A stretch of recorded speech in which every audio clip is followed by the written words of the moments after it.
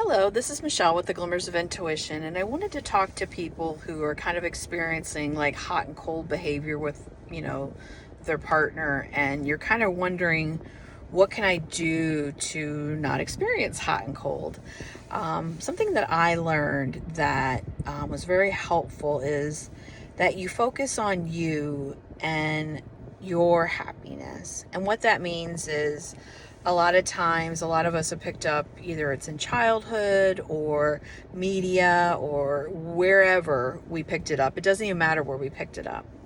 What matters is that you're aware that it's there now, and so you're going to choose different for yourself, because you don't want to get into cycles where your dependency is, your happiness is dependent on somebody else.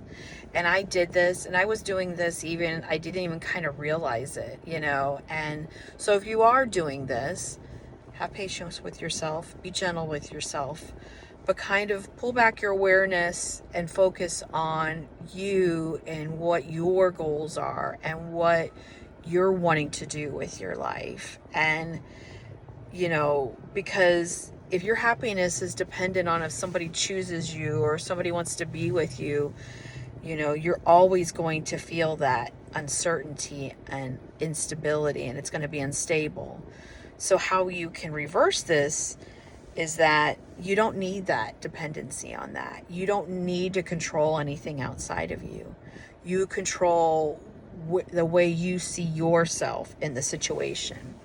And a good example of this is a lot of people are what's called, the SP journey. And, listen, nothing, against you, but a little golden nugget is to help you, because it isn't about getting the person. You can have the person. What it's about is you and how you view you.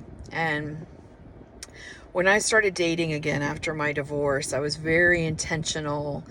Not at first, but I had kind of, and that's with everybody, is that you'll continue to grow and evolve as a person, and that you will realize that, it was never about the other person. It was always about you and how you see yourself with the other person. And when you start to gain confidence, you start to see yourself as valuable, and you start to see yourself as one of a kind, you're really not going to care what they're doing, because you know that you're one of a kind. And, I think one great thing about this work, with identity work, self-concept, whatever you want to call it, is that it brings you back to you, brings you back to yourself.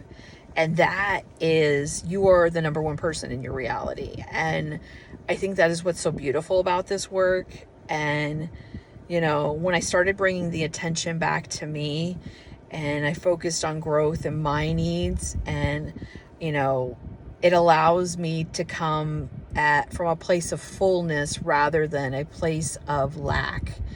And, we're all, energetically connected. So, if you have a partner that's pulled back, they're feeling when you're going into lack. And not that it's your fault or that it's final. It's not.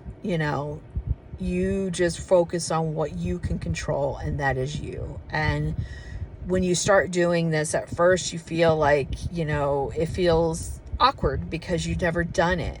But once you kind of keep practicing at it, and you keep choosing it, and you keep telling yourself a new story, in the sense, because we're always having an inner conversation, if you want to believe it or not.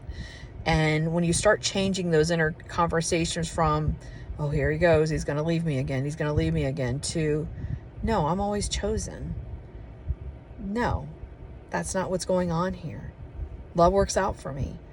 These small little shifts can have a really big impact. So thank you for watching. Until next time, take care.